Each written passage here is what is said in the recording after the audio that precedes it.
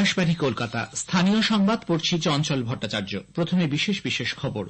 শেখ শাহজাহানকে গ্রেপ্তারে পুলিশের কোনো বাধা নেই বলে কলকাতা হাইকোর্ট স্পষ্ট জানিয়ে দিয়েছে। সন্দেশখালীর পলাতক এই নেতাকে নোটিশও পাঠিয়েছে আদালত। মুখ্যমন্ত্রী আজ পুরুলিয়ায় এক প্রশাসনিক সভায় একগুচ্ছ প্রকল্পের উদ্বোধন ও শিলান্যাস করবেন। রাজ্য সরকার পুরসভা এলাকাগুলিতে বাড়ি তৈরির নকশা অনুমোদনের কাজ আরো সহজ করতে বিশেষ কমিটি গঠনের সিদ্ধান্ত নিয়েছে। এবার থেকে বেসরকারি হাসপাতালের নামের সঙ্গে রিসার্চ শব্দটি ব্যবহার করতে হলে গবেষণা সংক্রান্ত বিস্তারিত নথি জমা দিতে হবে সংশ্লিষ্ট কর্তৃপক্ষকে। যুব ভারতী ক্রীড়াঙ্গনে আইএসএল ম্যাচে ইস্টবেঙ্গল 1-0 গোলে চেন্নাইয়ান এফসিকে হারিয়ে দিয়েছে। আসছে বিস্তারিত খবরে। তৃণমূল কংগ্রেসের সাধারণ সম্পাদক অভিষেক ব্যানার্জির বক্তব্য খারিজ করে দিয়ে কলকাতা হাইকোর্ট জানিয়েছে, সন্দেশখালীর ঘটনার মূল অভিযুক্ত শেখ শাহজাহানকে গ্রেফতারে পুলিশের কোনো বাধা নেই। প্রধান বিচারপতি টি.এস. শিবজ্ঞানম এ সংক্রান্ত মামলায় গতকাল স্পষ্টভাবে জানান, পুলিশকে কোনো নির্দেশ দেওয়া হয়নি। ইডির মামলায় বিশেষ তদন্তকারী দল সিট গঠনের ওপর শুধু স্থগিতাদেশ দেওয়া হয়েছিল। মহেশতলায় রবিবার এক অনুষ্ঠানে অভিষেক বলেছিলেন, আদালতের স্থগিতাদেশের কারণে শাহজাহানকে গ্রেপ্তার করতে পারছে না পুলিশ। 4 বছর আগেই তার বিরুদ্ধে জমি দখল এবং মহিলাদের যৌন নির্যাতনের অভিযোগ ওঠা সত্ত্বেও পুলিশ কোনো ব্যবস্থা নেয়নি কেন, সেই প্রশ্নও তোলেন প্রধান বিচারপতির ডিভিশন বেঞ্চ। সন্দেশখালীর পলাতক এই তৃণমূল কংগ্রেস নেতাকে নোটিশ পাঠিয়েছে আদালত। হাইকোর্টের রেজিস্ট্রারকে এ বিষয়ে সর্বাধিক প্রচারিত সংবাদ মাধ্যমে বিজ্ঞাপন দিয়ে নোটিশ জারি করার নির্দেশ দেন প্রধান বিচারপতি। 4 মার্চ মামলার পরবর্তী শুনানি। উল্লেখ্য, সন্দেশখালী কাণ্ডে স্বতঃপ্রণোদিত মামলা দায়ের করেছিলেন বিচারপতি অপূর্ব সিনহা রায়। প্রধান বিচারপতি শিবজ্ঞানম ও বিচারপতি হিরণময় ভট্টাচার্যের ডিভিশন বেঞ্চে সেই মামলার শুনানি চলছে। রাজ্যপাল সিভি আনন্দ বোস বলেছেন, সন্দেশখালী ঘটনায় মূল অভিযুক্তকে অবিলম্বে গ্রেপ্তার করতেই হবে। অন্যদিকে তৃণমূল কংগ্রেসের রাজ্য মুখপাত্র কুণাল ঘোষ বলেছেন, আদালতের আইনি জটের কারণেই শাহজাহান গ্রেপ্তারের বিষয়টি আটকে ছিল। হাইকোর্টের প্রধান বিচারপতির বক্তব্য এবং নির্দেশের পর সেই জট কেটে গেছে। এর জন্য তিনি আদালতকে ধন্যবাদ জানান। আদালতের স্থগিতাদেশের কারণে হাত পা বেঁধে দিয়েছিল পুলিশের, সেই জন্যই পুলিশ এগোতে পারেনি। সেই জায়গায় দাঁড়িয়ে আমরা আদালতকে ধন্যবাদ জানাচ্ছি যে আপনারা এই স্থগিতাদেশ থেকে সরে এবার পুলিশকে আপনারা ছাড়পত্রটা দিলেন, না পুলিশ এবার করতে পারবে। সেই ক্ষেত্রে আমরা বলছি যে 7 দিনের মধ্যে শেখ শাহজাহান গ্রেফতার হবে। বিজেপি নেত্রী আইনজীবী প্রিয়াঙ্কা টিবরিওয়াল বলেছেন, এই শাহজাহানের মতো অভিযুক্তকে গ্রেফতারের ক্ষেত্রে হাইকোর্ট কখনোই স্থগিতাদেশ দেয়নি, দিতে পারেও না। হাইকোর্ট পরিষ্কার বলে দিয়েছেন যে অভিষেক ব্যানার্জি যে কথাগুলো বলেছিলেন সেটা মানুষকে ভুল বোঝানোর জন্য ছিল। তো শাহজাহানের কাছে কোনো স্টে অর্ডার নেই বা কোনো কোর্টের প্রোটেকশন নেই। কোর্ট কেন কোনো ধরনের স্টে দিবে? কি আছে এতগুলো মামলাতে? তো সেই কথাটা পরিষ্কার বলে দিয়েছে। দেখুন, অভিষেক ব্যানার্জিরা নিজের মুখ বাঁচানোর জন্য এইসব কথা কেন বলছে? এতদিন পরে তো বাড়ি থেকে বেরোলেন, তো মানুষকে আর কি জবাব দেবেন? মহিলাদের কি জবাব দেবেন?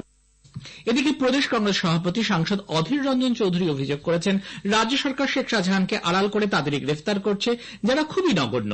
দলের অপরাধীদের রক্ষা করার জন্য শাসক তৃণমূল কংগ্রেস লক্ষ লক্ষ টাকা খরচ করছে বলেও তাঁর দাবি। সিপিআইএম কেন্দ্রীয় কমিটির সদস্য সুজন চক্রবর্তীও দাবি করেছেন, নিজেদের স্বার্থেই তৃণমূল কংগ্রেস শাহজাহানকে গ্রেফতার করছে না।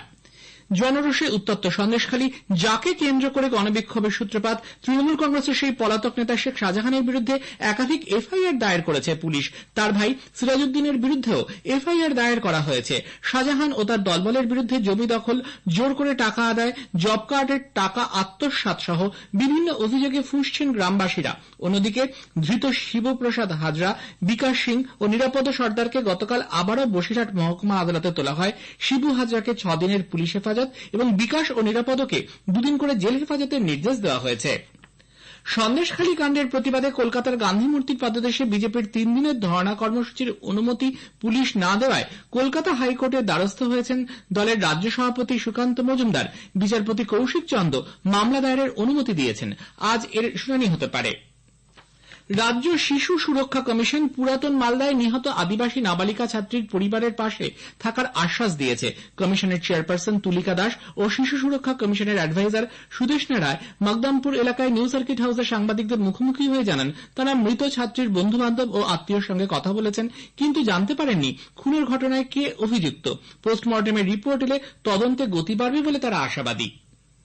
কলকাতায় কোভিড সংক্রমণে মৃত রিজেন্ট পার্কের এক তরুণের মৃতদেহ হস্তান্তর নিয়ে হাসপাতাল কর্তৃপক্ষের সঙ্গে পরিবারের সদস্যদের দীর্ঘক্ষণ টানাপোড়েন চলে। রবিবার রাতে বেলেঘাটা আইডি হাসপাতালে কোভিড সংক্রমিত 24 বছরের আশিস হালদারের মৃত্যুর পর কর্তৃপক্ষ পরিবারের হাতে দেহ তুলে দিতে অস্বীকার করে। শেষ পর্যন্ত গতকাল দুপুরে পুরসভার গাড়িতে তার দেহ নিয়ে যাওয়া হয় ধাপায়, সেখানেই দাহ কার্য সম্পন্ন হয়। উল্লেখ্য, জানুয়ারি মাসে শহরে কোভিডে আরও একজনের মৃত্যু হয়। এরপর চলতি মাসেও আরও একটি মৃত্যুর ঘটনায় চিকিৎসকরা উদ্বেগ প্রকাশ করেছেন। স্থানীয় সংবাদ শুনছেন আকাশবাণী কলকাতা কেন্দ্র থেকে। মুখ্যমন্ত্রী মমতা ব্যানার্জি আজ পুরুলিয়ায় একটি প্রশাসনিক সভায় একগুচ্ছ উন্নয়নমূলক প্রকল্পের উদ্বোধন ও শিলান্যাস করবেন। পুরুলিয়া শহরের উপকণ্ঠে ব্যাটারি ময়দানে অনুষ্ঠিত সভায় 430টি প্রকল্পের শিলান্যাস করবেন তিনি। এই অনুষ্ঠানে বিভিন্ন প্রকল্পের সুবিধা প্রাপকদের হাতে নানা সরকারি প্রকল্পের সুবিধা তুলে দেবেন মুখ্যমন্ত্রী। এছাড়াও যে 281টি প্রকল্পের উদ্বোধন করবেন তিনি, তার মধ্যে উল্লেখযোগ্য রঘুনাথপুরের জঙ্গল সুন্দরী শিল্পতালুকে একটি বেসরকারি ইস্পাত কারখানা। সভা শেষে মুখ্যমন্ত্রী বাঁকুড়ার উদ্দেশ্যে রওনা হবেন। খাতড়ায় আগামীকাল আরও একটি অনুষ্ঠানে বিভিন্ন প্রকল্পের সুবিধা প্রাপকদের কাছে সরকারি পরিষেবা পৌঁছে দেবেন তিনি। বৃহস্পতিবার ঝাড়গ্রামে একটি প্রশাসনিক জনসভায় তার যোগ দেবার কথা। রাজ্য সরকার পুরসভা এলাকাগুলিতে বাড়ি তৈরির নকশা অনুমোদনের কাজ সহজতর করতে বিশেষ কমিটি গঠনের সিদ্ধান্ত নিয়েছে। এতদিন পর্যন্ত পুরো এলাকায় এই বাড়ির নকশা অনুমোদন করত বোর্ড অফ কাউন্সিলর। এবার থেকে সংশ্লিষ্ট পুরসভার চেয়ারম্যানদের নেতৃত্বাধীন একটি কমিটি এই কাজ করবে বলে পুর ও নগর উন্নয়ন দফতর সূত্রে জানানো হয়েছে। এছাড়াও চেয়ারম্যান, বোর্ড অফ কাউন্সিলরসের মনোনীত একজন কাউন্সিলর এবং একজন করে বিশেষ অফিসার ও ইঞ্জিনিয়ারকে কমিটিতে রাখা হয়েছে।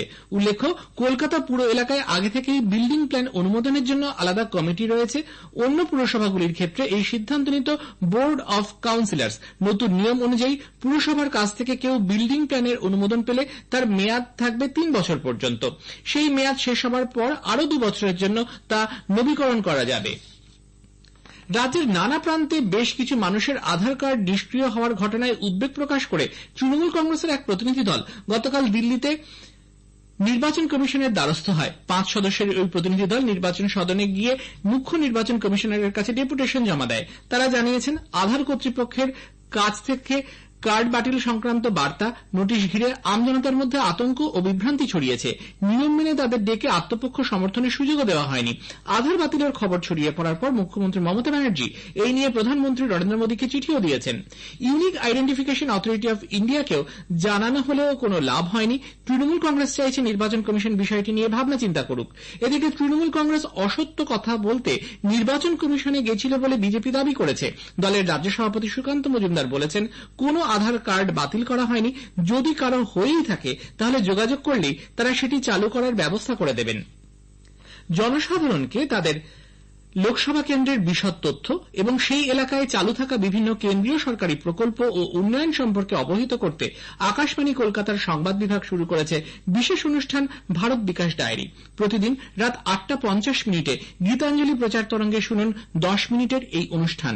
আমাদের সোশ্যাল মিডিয়াতেও অনুষ্ঠানটি সরাসরি শোনা যাচ্ছে। আজকের প্রতিবেদনে থাকছে মুর্শিদাবাদ লোকসভা কেন্দ্র। এবার থেকে বেসরকারি হাসপাতালের নামের সঙ্গে রিসার্চ শব্দটি ব্যবহার করতে হলে চিকিৎসা গবেষণা সংক্রান্ত বিস্তারিত নথি জমা দিতে হবে লাইসেন্সিং কর্তৃপক্ষকে। শব্দটি রাখলে গবেষণার প্রমাণ দেখাতে হবে, অন্যথায় সংশ্লিষ্ট সংস্থার বিরুদ্ধে কঠোর ব্যবস্থা নেওয়া হবে। রিসার্চ শব্দটি ব্যবহার করতে হলে চিকিৎসা গবেষণা সংক্রান্ত বিস্তারিত নথি জমা দিতে হবে। কিছু বেসরকারি হাসপাতাল গবেষণার নামে অনুদানের টাকা নয়ছায় করছে, এই ধরনের অভিযোগের প্রেক্ষিতেই এই পদক্ষেপ বলে স্বাস্থ্য দপ্তর সূত্রে জানানো হয়েছে। সম্প্রতি দপ্তরের তরফ থেকে এই মর্মে এক নির্দেশিকা জারি করা হয়। তাতে বলা হয়েছে, প্রতিষ্ঠানটি গবেষণার সঙ্গে যুক্ত কিনা, হাসপাতালে গবেষণার জন্য যোগ্য লোক আছে কিনা তার বিস্তারিত তথ্য জানাতে হবে। না হলে লাইসেন্স পুনর্নবীকরণ করা হবে না। কল্যাণীর এইমস হাসপাতাল জটিল স্টিভেন জনসন রোগে আক্রান্ত এক মহিলার সফল অস্ত্রোপচারের পর দৃষ্টিশক্তি ফেরানোর বিরল কৃতিত্ব অর্জন করেছে। হাসপাতালের চিকিৎসকরা এক অন্তঃসত্ত্বা মহিলার থেকে বিশেষ এক ধরনের মেমব্রেন নিয়ে আক্রান্ত রোগীর 2 চোখে সফলভাবে অস্ত্রোপচার করেন। বর্তমানে তিনি সংকটমুক্ত। পুরুলিয়া জেলা আদালত নাবালিকাকে ধর্ষণ কাণ্ডে গ্রেপ্তার হওয়া 3 জনকে 3 দিনের পুলিশ হেফাজতে পাঠিয়েছে। ঝালদায় ওই নাবালিকা ছৌ নাচ দেখে বাড়ি ফেরার সময় 3 যুবক তাকে ধর্ষণ করে বলে অভিযোগ। পুলিশ ঘটনার তদন্ত করছে।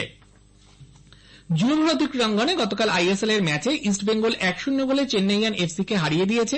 গোল করেছেন নন্দকুমার। ইস্টবেঙ্গল 16 ম্যাচে 18 পয়েন্ট নিয়ে লীগ তালিকার 8ম স্থানে উঠে এসেছে। কলকাতা হকি লিগে 3টি ম্যাচ হয়েছে। মোহনবাগান 2-1 গোলে মোহামেডান স্পোর্টিংকে, ইস্টার্ন রেল স্পোর্টস অ্যাসোসিয়েশন 1-0 গোলে পোর্ট ট্রাস্টকে হারিয়ে দিয়েছে। বিএনআর ও এফসিআই এর মধ্যে খেলাটি 3-3 গোলে অমীমাংসিত রয়েছে। শেষে বিশেষ খবর আরো একবার। শেখ শাহজাহানকে গ্রেপ্তারে পুলিশের কোনো বাধা নেই বলে কলকাতা হাইকোর্ট স্পষ্ট জানিয়ে দিয়েছে। মুখ্যমন্ত্রী আজ পুরুলিয়ায় এক প্রশাসনিক সভায় একগুচ্ছ প্রকল্পের উদ্বোধন ও শিলান্যাস করবেন। স্থানীয় সংবাদ শেষ হলো।